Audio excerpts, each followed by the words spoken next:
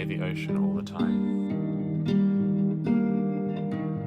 I used to like the ocean.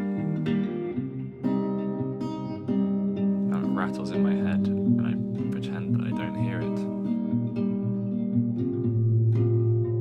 But it's all I can hear. A hand pulls tight a thread. A paintbrush spreads red paint over wood. A child runs, his costume billowing in the wind. Scissors cut and rope is passed through hands.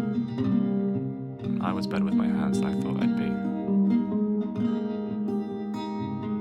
The ocean is so loud. There's a tingling sound that has now accompanied it. So I go home and I light the fire. Its warmth is pleasant. The crackling in the stillness drowns out the ocean. The room is warm, orange, and comfortable.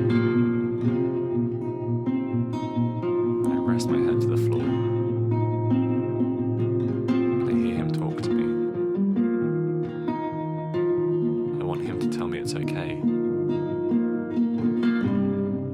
I close my eyes and concentrate.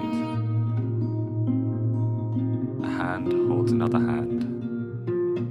Woolen sleeves. A smile from behind a teacup. Everyone is smiling. And they're happy. And they're happy.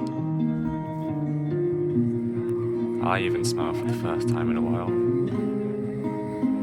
I catch myself and force it away again.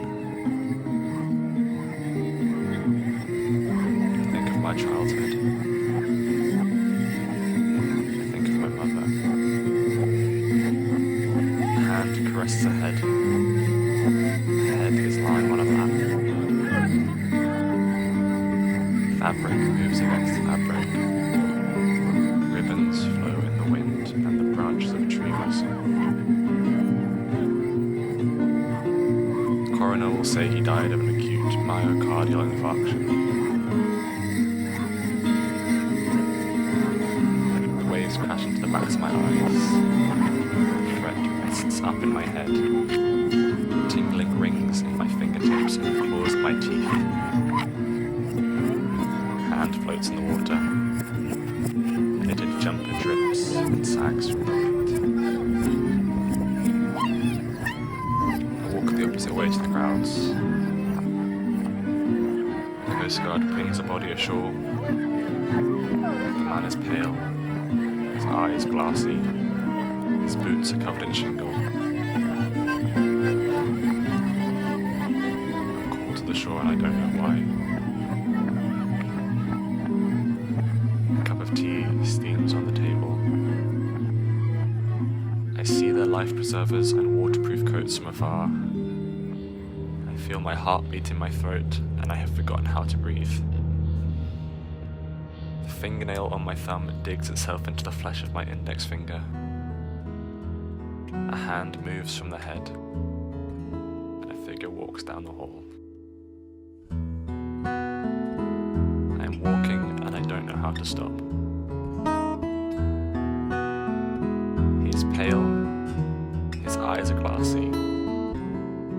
The shore rolls anyway. He is loaded onto a stretcher and taken away.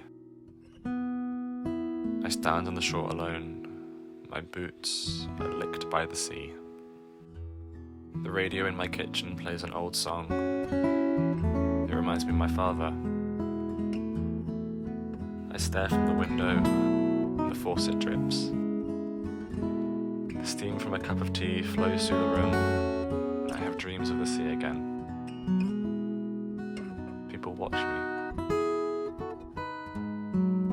It's dark, but I see faces lit by some unseen flame. A hand glides over the banister. Motions made so many times before. Flowers bend in the wind. A seagull flies overhead. Leaves leaves mutter stories to each other, and the puddle grows in the rain. The grass pushes through my toes as my hand is held as a child. And as a teenager, I have my first kiss after school. I watch worms wriggle in the mud as the first few drops of rain splash on my back, and my jumper itches my neck, and my sleeves scratch against my wrist. The candle's flame dances in the late evening, long after I should have gone to bed, and my eyes hang heavy while my body sinks into my chair.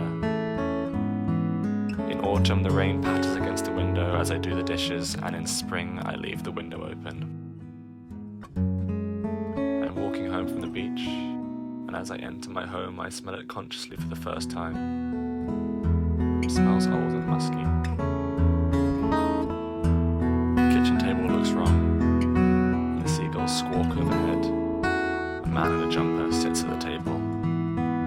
He drips. Water puddles at his feet.